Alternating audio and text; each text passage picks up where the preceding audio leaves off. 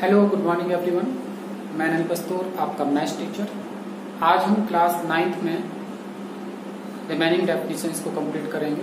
After that हम exercise को start करेंगे। आपको हमने लास्ट क्लास में ये बताया था, जो आपकी लास्ट क्लास सैटरडे को हुई थी, उसमें मंडे को जो हमने आपको क्लास डाली है, उसमें हमने आपको बताया था कि किस प्रकार से आप रेखा, किरण, रेखाखंड के बारे में पढ़े हैं और कोण और उनके प्रकार के बारे में पढ़ाए थे। ठीक है, तो आप वो सब चीजें जान गए। और उसके आगे हम चलते हैं कि उसके आगे हमें और क्या सीखना है, जिससे हम एक्सरसाइज को सिंपली तरीके से कंप्लीट कर सकें। बिल्कुल सिंपल तरीके से, सिंपल वे में हम एक्सरसाइज को कंप्लीट करेंगे। तो आइए हम स्टार्ट करते हैं। देखिए यहाँ पर शेष आज का वर्क क्या है हमारे पास। हमारे पास सबसे पहले यहाँ पर गिवन है एडजेसेंट एंगल, मीन्स आसन कोण।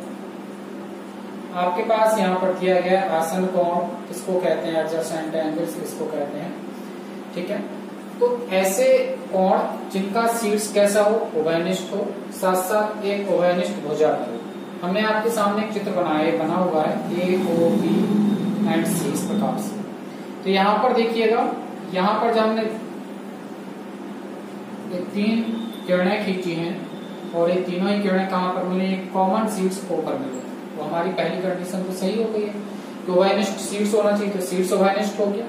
दूसरी कंडीशन ये कि एक कॉमन क्या होनी चाहिए, हमारे पास भुजा होनी चाहिए। वो भुजा, कॉमन भुजा कौन सी है यहाँ पर, OB, क्योंकि OB जो है वो OA के साथ भी कोण बना रही है, OA के साथ भी कोण बना रही है, और जो OB है वो हमारे पास OC के साथ भी कोण बना रही है। तो इसका मतलब ए वाला एंगल और ए वाला एंगल दोनों ही एंगल कैसे कोण कहलाएंगे, आसन कोण। तो ऐसे कोण जो क्या हो, जिनकी एक भुजा उभयनिष्ठ हो, साथ साथ शीर्ष क्या हो, उभयनिष्ठ हो, और कॉमन भुजा के दोनों ओर कोण बनाने वाली रेखाएं, एक इधर और एक इस साइड। इस प्रकार से बनने वाले जो कोण होते हैं उन्हें हम आसन कोण कहते हैं। इसका नाम हमने क्या दे दिया, AOB, और इसका नाम क्या दे दीजिए, COB या BOC।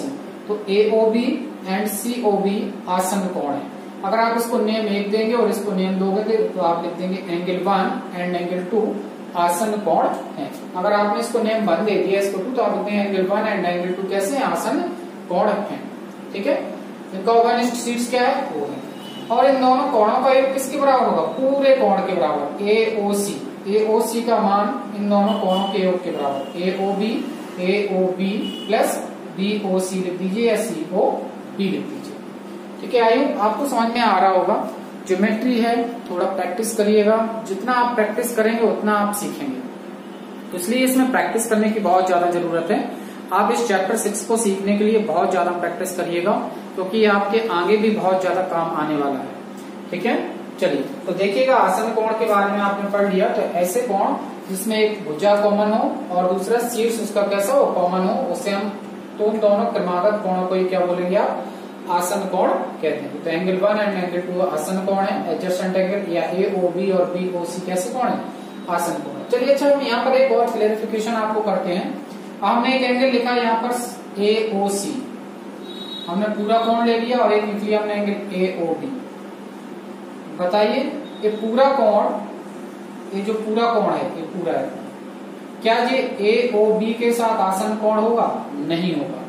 क्यों नहीं होगा, ये आसन कोण इसलिए नहीं होगा क्योंकि जो कोण बनाने वाली भुजाएं हैं वो एक इस तरफ होना चाहिए और एक इस तरफ होना चाहिए। इसमें क्या हुआ, इसमें तो गलत ही हो गया। एक तो कोण आपका ये पूरा कंप्लीट ही बन रहा है, ये वाला, ये 2 भुजाएं हो गई, और एक कोण इसके साथ बन रहा है। तो इसमें कॉमन साइड्स तो कोई आ नहीं रही ना आपके पास, कॉमन साइड ही आ रही है, लेकिन इस साइड्स के दोनों ओर एक भुजा उस तरफ और एक भुजा इस तरफ होना चाहिए थी। तो इस प्रकार से क्या हो जाएगा, रॉन्ग हो जाएगा। तो AOC और AOB आसन कोण नहीं हो सकते। इसी प्रकार AOC और COB भी आसन कोण नहीं हो सकते। ठीक है, मीन्स जब आप पूरा एंगल ले लेते हैं तो उसके साथ उसका एक छोटा सा पोर्शन वो उसका आसन कोण नहीं कहलाएगा। क्लियर हो गया। तो आपको आसन कोण बिल्कुल सिंपल तरीके से समझना है कि क्या होते हैं। चलिए इसके बाद आ जाते हैं लीनियर पेयर ऑफ एंगल्स पर, रैखिक एवं कोणों पर। रैखिक एवं कोणों की प्रकृति आपने पहले से भी पढ़ रखी है, 6th क्लास में भी पढ़ी है, 7th में भी पढ़ी होगी और 8th क्लास में भी आपने पढ़ी होगी। आफ्टर दैट आप 9th में इसको फिर से पढ़ेंगे। ये लीनियर पेयर ऑफ एंगल्स की जो प्रॉपर्टी है बहुत ही इंपॉर्टेंट है, कहीं भी यूज हो जाती है ज्योमेट्री में। आपका अगर कोई क्वेश्चन ट्राइंगल पे डिपेंड है या लाइन से डिपेंडेड है तो वहां पर एक प्रॉपर्टी यूज होने लगती है। जहां हमें एंगल्स फाइंड आउट करने होते हैं। तो देखो रेखा एक सीधी रेखा आपने ड्रॉ कर ली और इसको एक किरण ऊपर की तरफ निकाल दिया इस प्रकार से। आप ऐसे भी निकाल सकते हैं, ऐसे भी निकाल सकते हैं, कोई प्रॉब्लम नहीं है। इसको 1 मान लेंगे, इसको हम 2 मान लेंगे, उससे कोई अंतर नहीं पड़ने वाला कि किरण कैसे निकाली। लेकिन आपने क्या लिखा, रेखा के एक ही ओर स्थित जिन दो कोणों का योग। देखो अभी कोण 2, 1 और 2 बन रहे हैं, इससे अधिक भी ले सकते हैं। अगर हमने मान चलो एक किरण और निकाल दो, तीनों कोणों का योगफल कैसा हो जाएगा, 180 अंश हो जाएगा। ठीक है, तो क्या हो जाएंगे फिर तीनों कोण क्या कहलाएंगे, रैखिक युग्म बना देंगे। लेकिन हम मोस्टली क्या है ना 2 कोणों के लिए लेकर चलते हैं ऑलवेज। तो जिन दो कोणों का योग 180 अंश होता है उन्हें हम रैखिक युग्म कोण कहते हैं। अगर जो आपके आसन कोण है, यदि आसन कोणों का योग 180 अंश है, यदि आसन कोणों का योग कितना है 180 अंश है, तो आप कह सकते हैं कि वो दोनों ही कोण कैसे होंगे, रैखिक युग्म के कोण कहलाएंगे। ठीक है, वो किससे होगा, angle 1 plus angle 2, angle 1 plus angle 2 का मान 180 है, तो आप 1 और 2 को कैसे कोण कहेंगे, रैखिक युग्म कोण कह देंगे। ओके, और इनका योगफल अगर 180 अंश है तो रैखिक युग्म कोण है, साथ साथ 1 और 2 कैसे कोण हो जाएंगे, आपके आसन कोण भी होंगे। इसके बाद बात आ जाती है शीर्षाभिमुख कोण की, वर्टिकली अपोजिट एंगल्स की। ठीक है, शीर्षाभिमुख कोण आपने पढ़े होंगे, तो वर्टिकली अपोजिट एंगल्स आपने पढ़ा होगा। देखो क्या होता है वर्टिकली अपोजिट एंगल्स में, क्या होता है 2 लाइन ले लेते हैं हम इस प्रकार से आप 2 लाइन्स ले लीजिए और इन लाइनों को जिस बिंदु पर इंटरसेक्ट करें हमने उसको O नाम दे दिया। तो इन लाइनों के अपोजिट डायरेक्शन में, एक तो यहाँ पर एक यहाँ पर, वर्टिकली अपोजिट ऊर्ध्वाधर।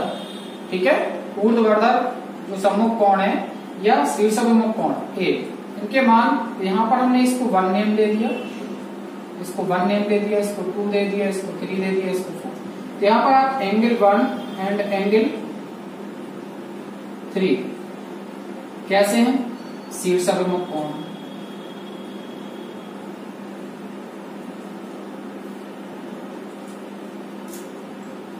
ठीक है, तथा बराबर भी होते हैं। शीर्षाभिमुख कोणों के मान कैसे होते हैं, आपस में बराबर। इसी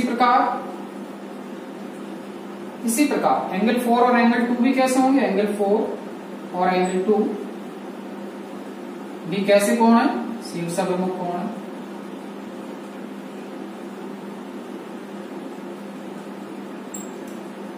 दोनों भी कैसे कोण है, शीर्षाभिमुख कोण। तथा एंगल 4 बराबर एंगल 4 इक्वल टू हमारे पास क्या हो जाएगा, एंगल 2।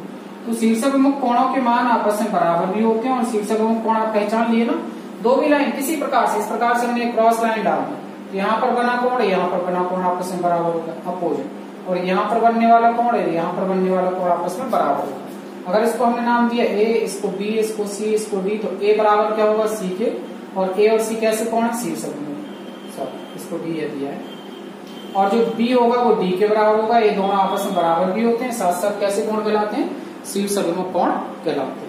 क्लियर हो गया। तो अगर 2 लाइन्स एक दूसरे को किसी बिंदु पर इंटरसेक्ट करती हैं तो उनके अपोजिट बनने वाले एंगल्स को हम शीर्षाभिमुख कोण कहते हैं। जल्दी से इसका स्क्रीनशॉट कर लीजिए।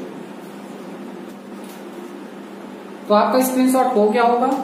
आई होप आपको अच्छी तरह से समझ में आया होगा, और हम कोशिश यही करते हैं कि आपको ज्यादा से ज्यादा समझ में आए, इस प्रकार से वीडियो को बनाने की कोशिश करते हैं, और आपको डेली वीडियो प्रोवाइड कराए जाते हैं। आप डेली वर्क करते रहिए। Okay, thank you class, have a good day.